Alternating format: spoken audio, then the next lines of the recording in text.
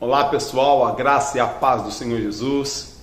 Bem-vindo a mais uma programação da Igreja Batista Central de Adoração. Hoje nós, com o Global Focus, estamos trazendo para vocês um jovem muito precioso para nós. Um jovem filho aqui da nossa igreja irmã, Igreja Batista do Marapé, pastor Sidney Machado, o nosso irmão Eric. Eric acabou de chegar de um campo missionário e veio nos abençoar poderosamente com seu testemunho. Uma pessoa simples, um jovem maravilhoso que Deus tem usado, e nós somos muito impactados em ver o Eric que foi para a África e agora retornou com a sua vida impactada, transformada, ainda experimentando um choque cultural, que é um momento muito especial na vida de cada missionário. Está aqui sendo usado por Deus para abençoar tantas igrejas e hoje esteve conosco nos abençoando e está se preparando. Seu sonho é partir para passar um tempo indeterminado, determinado por Deus, mas para ele indeterminado, se possível, se for da vontade do Pai. O desejo dele estar na China, abençoando a China, ali apoiando ali nossos missionários, amando aquele povo maravilhoso. E meus queridos, é sempre uma honra, um prazer imenso dividir com os amados aquilo que Deus tem feito nas nossas vidas e muito nos abençoado. Fique conosco nesses próximos minutos, certamente você será poderosamente abençoado através dos louvores, através da comunhão, da oração, através da palavra, o testemunho maravilhoso do nosso irmão Eric, e já estaremos voltando para uma palavra de oração e nos despedindo. Então, voltaremos já.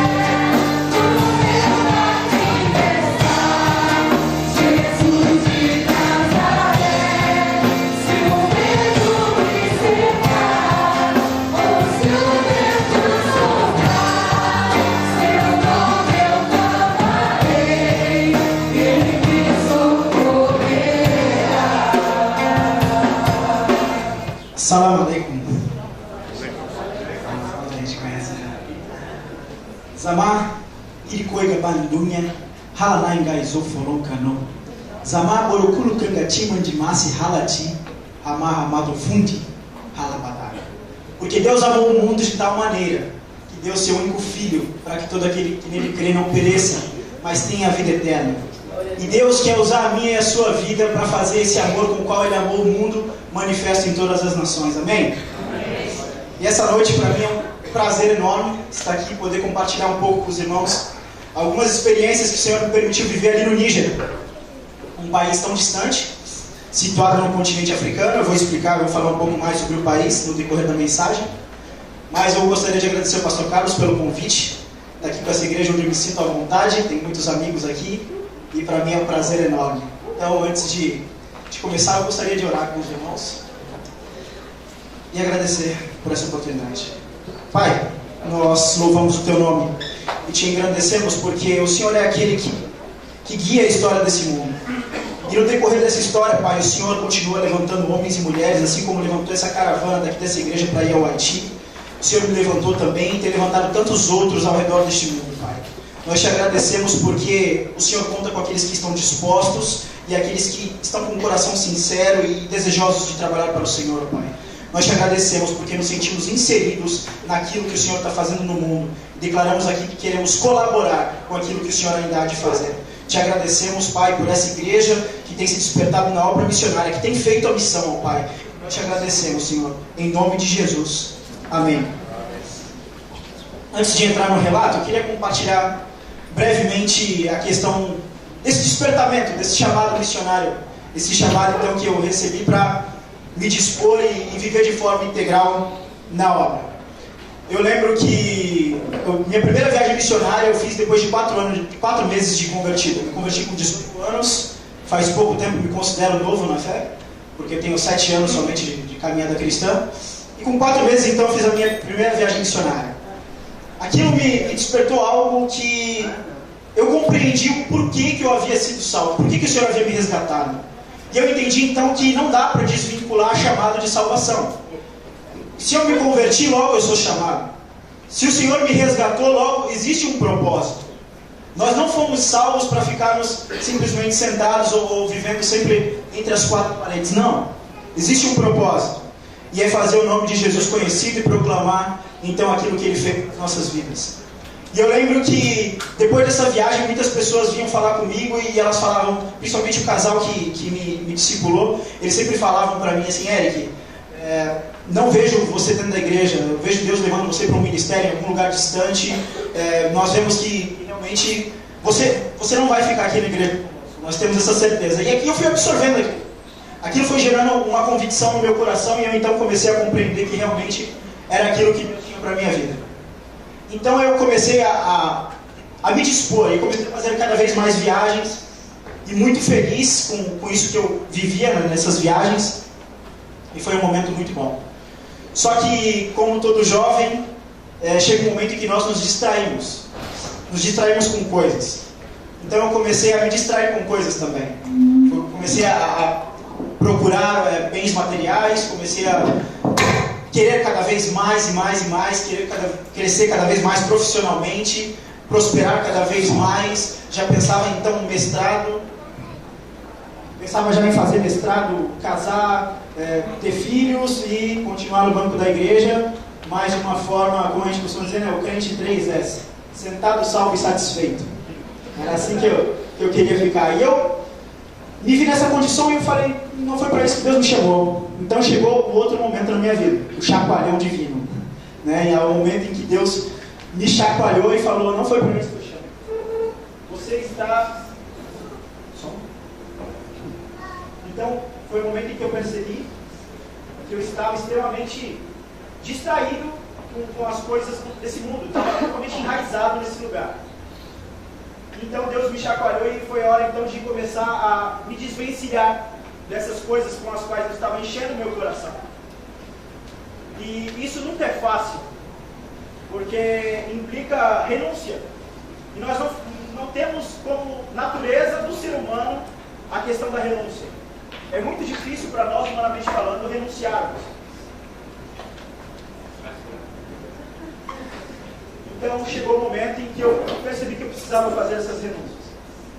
Eu me lembro que eu participei de uma viagem com essa igreja e nós fomos fazer a casa do julgamento. E eu lembro que nessa viagem eu falei algo para Deus. Eu me vi nessa situação e eu falei: Senhor, não dá mais. Eu tenho dito eis-me aqui, mas eu continuo parado no mesmo lugar. Eu não acredito que seja dessa forma. Então, a partir desse momento, eu quero dizer para o Senhor: eis-me aqui, mas não só mais em palavras. Eu quero dar passos em direção a isso que o Senhor tem para a minha vida. Então, o que o Senhor colocar diante de mim, eu vou dar passos em direção a esse chamado. Porque eu compreendi que as coisas não acontecem sozinhas. É necessário tomada de decisões, é necessário passos de fé. Então eu compreendi que eu precisava dar passos. E eu falei: Senhor, abra tão somente as portas e eu vou entrar por elas. Porque ainda que a porta esteja aberta diante de nós, nós precisamos, no mínimo, nos levantar e dar passos para passar por essas portas. E eu falei para o Senhor: a partir de hoje eu estou disposto. E eu lembro que na semana anterior a essa viagem, o pastor Marcílio tinha pregado na nossa igreja. Eu faço parte da Igreja Batista do Marapé. E ele pregou na nossa igreja e ele falou algo que tocou profundamente no meu coração. Ele falou o seguinte: Deus já tem me dado saúde e oportunidade. Disposição é por minha conta. Simples. Muito simples. Então eu percebi que era isso que o Senhor esperava de mim. Disposição. Então, a partir daí, eu comecei a dar passos. E foi quando eu comecei a conhecer o projeto Radical África. Quantos aqui conhecem o projeto Radical África? Existe bastante gente que conhece. Interessante. É um projeto da nossa Junta de Missões Mundiais que tem como foco enviar jovens batistas solteiros aos campos missionários. Hoje já temos diversas modalidades desse projeto e eu participei então da modalidade do Radical África. Desculpem não ter me apresentado, me chamo Eric, tenho 25 anos e eu faço parte da Igreja Batista do Marapé, bem pertinho daqui. Então eu cheguei nesse estágio, nesse momento, e eu percebi que eu precisava dar esses passos.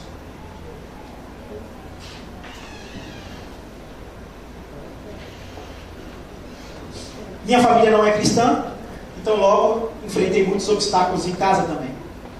Imagina para vocês, se as famílias cristãs hoje, se você fizer uma enquete com a maioria das famílias, e você perguntar assim para os pais: o que você espera dos seus filhos? Acho que eu posso contar nos dedos quantos pais vão falar: eu quero que meu filho seja um missionário. Então agora imagina para uma família que não é cristã, que não compreende a questão do chamado de Deus, que não compreende que o nosso propósito é muito maior do que somente aquela vida aqui na terra, totalmente conectada aos nossos afazeres. Para eles isso é o essencial. Mas para nós, que tivemos a experiência com Cristo, nós sabemos que não é dessa forma. Então eu enfrentei muitas barreiras. E é interessante, que eu queria compartilhar com os irmãos, que conforme eu fui começando a renunciar às coisas, muitas pessoas me questionavam. Falavam: mas você acabou de se formar na faculdade, você vai deixar seu diploma. Você agora acabou de conseguir entrar numa multinacional, você vai deixar seu emprego.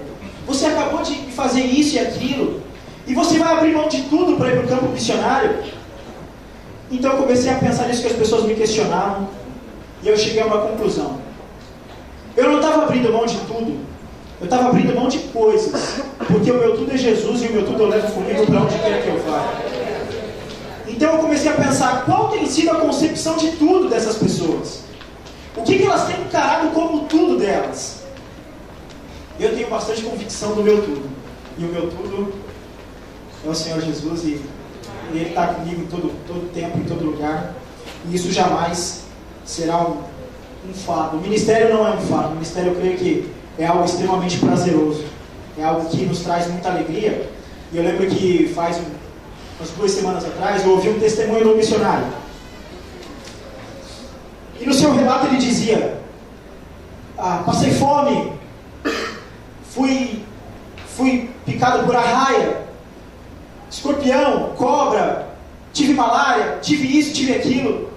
Eu quero dizer para os irmãos é que o que eu quero compartilhar aqui hoje com vocês é a alegria de poder ter servido ao Senhor Jesus, independente das circunstâncias e do lugar que eu estive. Porque o ministério é algo prazeroso. É algo que traz alegria ao meu coração e eu me sinto extremamente privilegiado por ter vivido aquilo que o Senhor me permitiu viver naquele lugar. Pode passar, por favor. Eu gosto muito desse texto.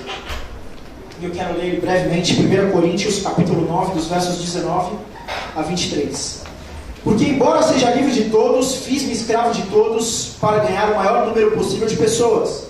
Tornei-me judeu para os judeus, a fim de ganhar os judeus. Para os que estão debaixo da lei, tornei-me como se estivesse sujeito à lei, embora eu mesmo não esteja debaixo da lei, a fim de ganhar os que estão debaixo da lei. Para os que estão sem lei, tornei-me como sem lei, embora não esteja livre da lei de Deus, e sim sob a lei de Cristo, a fim de ganhar os que não têm a lei. Para com os fracos, tornei-me fraco, para ganhar os fracos.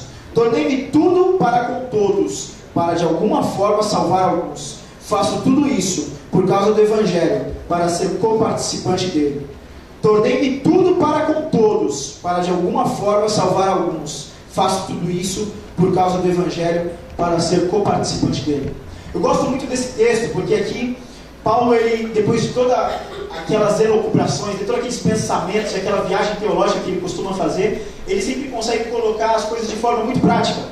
Então aqui, nesse texto, eu acho extremamente interessante a forma como Paulo encarava, a forma como o próprio Evangelho precisava ser pregado, de uma forma 100% compreensível para aqueles que iriam receber. Então, o que ele fazia? Como no meio missiólogo nós chamamos, a questão da contextualização. Nada mais é do que você vestir o Evangelho com uma outra roupagem, não querendo dizer que aquilo vai ser um fator crucial para a conversão daquelas pessoas, mas sim para ter a certeza de que a mensagem chegará de forma 100% compreensível para determinada cultura ou contexto. É basicamente isso. Um exemplo básico aqui. Eu jamais posso chegar para um muçulmano e começar a falar para ele de Jesus a partir da Trindade. Por quê? Porque um muçulmano em si, ele já crê que nós somos politeístas, que nós cremos em mais de um Deus. Porque a ideia de Trindade jamais entra na cabeça de um muçulmano. Para eles são 3 seres distintos e nós adoramos a 3 deuses.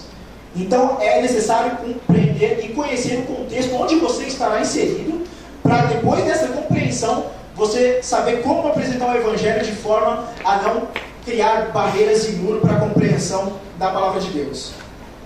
Passa para mim, por favor. E durante esse tempo, então, teve todo um treinamento antes no Rio de Janeiro. Passei um ano no Rio de Janeiro, no Seminário Batista do Sul do Brasil. E durante esse tempo fizemos um treinamento teológico, missiológico. E depois, então, passamos um período divulgando o projeto radical nas igrejas no Brasil. E então seguimos para o Senegal. No Senegal ficamos 4 meses estudando francês. E depois passamos então e viajamos para o Níger. Eu e a minha equipe, formada por 4 pessoas, daqui a pouquinho vou mostrar a foto deles para vocês. E passamos então 2 anos ali no Níger direto. E foi um prazer muito, muito grande. Bom, todos podem ver ali o Níger. Fica logo ali abaixo da Algéria.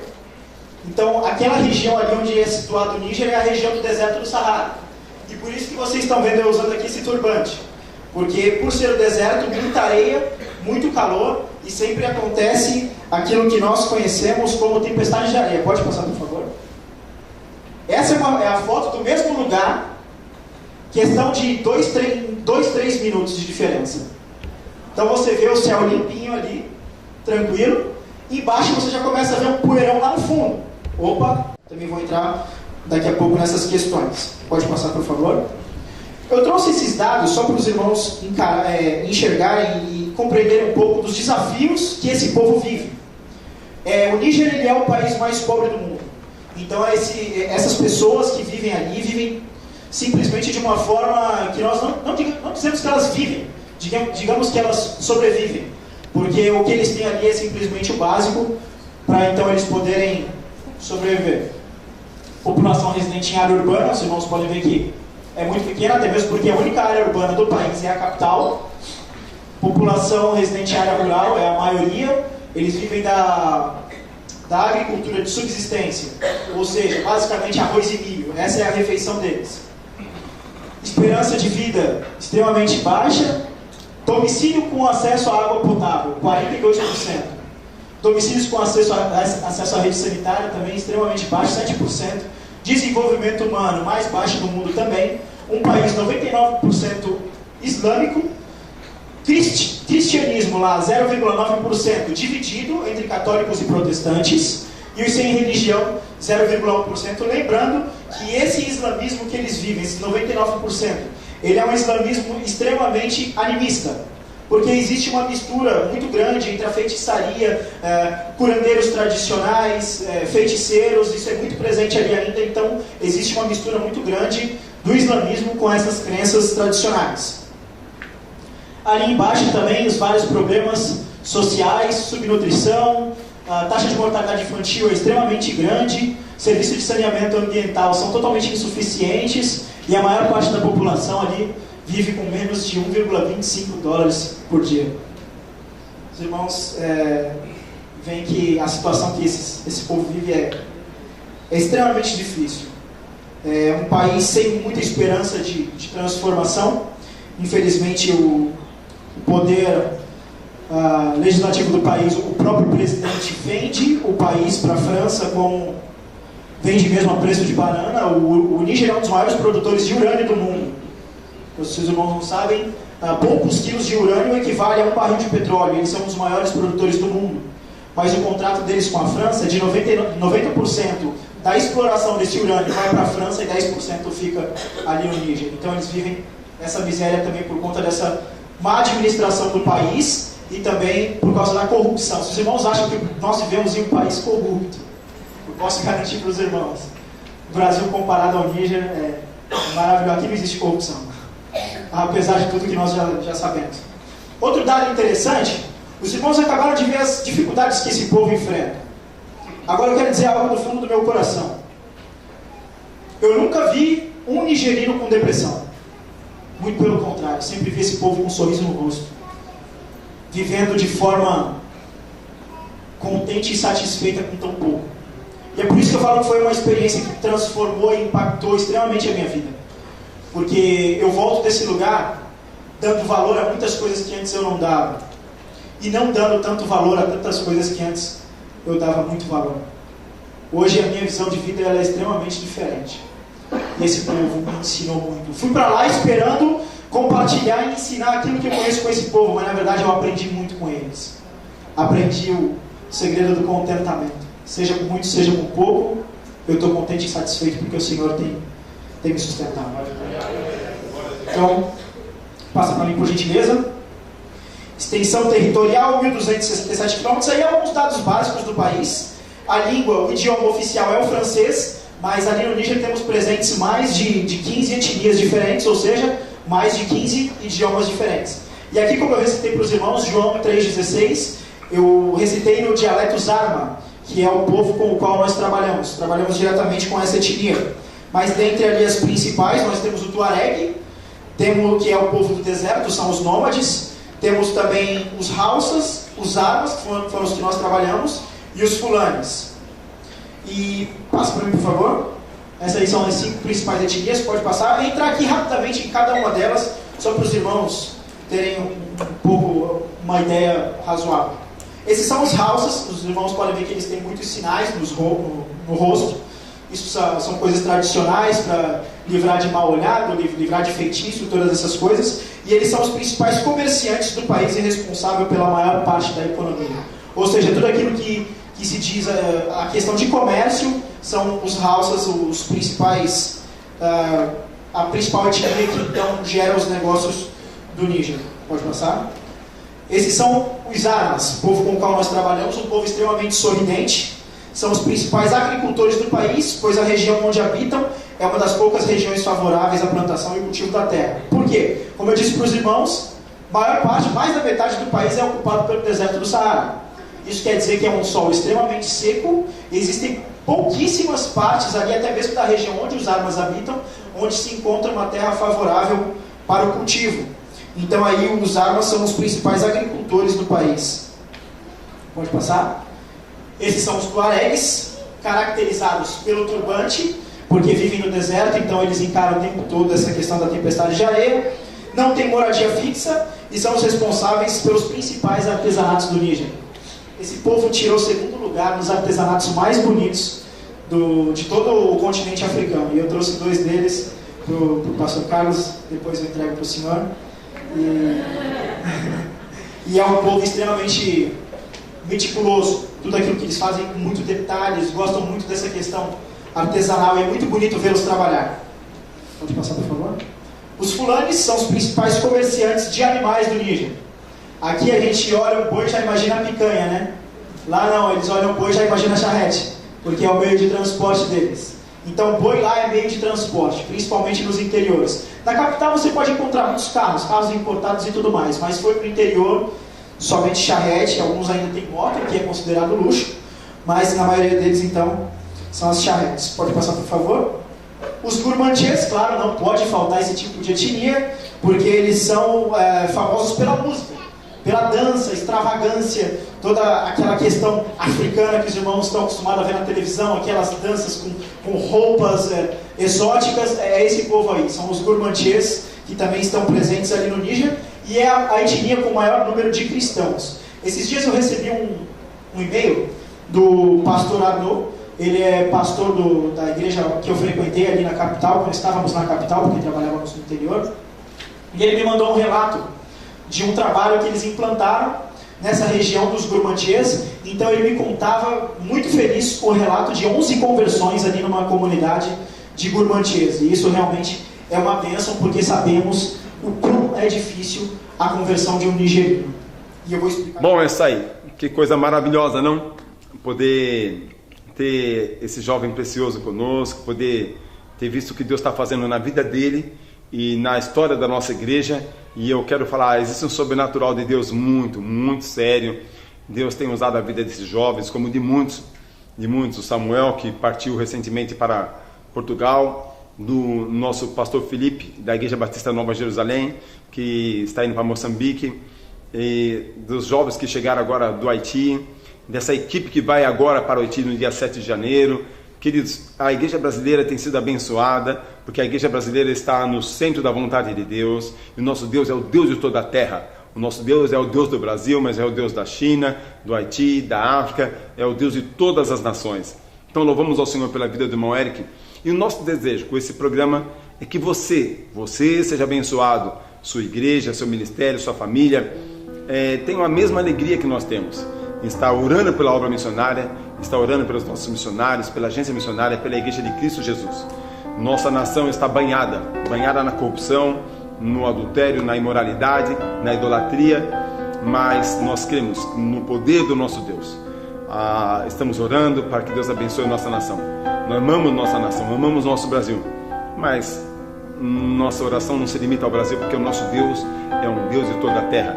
E eu conclamo a você orar conosco, junte-se a nós a orar pelas nações. Vamos orar juntinhos agora, encerrando esse programa maravilhoso. Eu quero também orar pela sua vida, quero abençoar a sua vida, pela misericórdia de Deus, pois não sou nada, mas quero pedir que Deus abençoe a sua vida, a sua casa, a sua família. Vamos orar juntinhos? Fechemos nossos olhos. Ó Pai de amor e poder, louvor e glória a Deus sejam dadas ao Teu nome, por jovens como a vida do irmão Eric, que reconhece o chamado, que não mede esforço e que tem uma experiência tão extraordinária, Senhor, sobrenatural, de amar e evangelizar uma nação, ó Deus querido, onde mais de 99% dessa nação são professos do islamismo, Senhor, da obra muçulmana. E ó Deus querido, e ele estar ali evangelizando, amando, abençoando aquela nação, ensinando o amor verdadeiro, o perdão verdadeiro, a palavra do Deus verdadeiro, foi tão especial na vida dele e nas nossas vidas e na história da nossa igreja, a igreja brasileira. Pai, seja na vida do Eric, seja, Senhor, em todo o território africano, seja, Senhor, na vida dos nossos missionários, mas também, Senhor, seja na vida desses que nos assistem agora. Entre em cada lar, abençoa cada vida, cada família, cada casamento, cada ministério. Assim nós adoramos o Teu nome, Senhor, e pedimos a Tua bênção na autoridade do nome de Jesus. Amém. Amém. Meus queridos, obrigado pelo Teu carinho, obrigado pela Tua audiência, obrigado pelas Suas orações. Fique na paz do Senhor Jesus e até a próxima programação, se Deus quiser.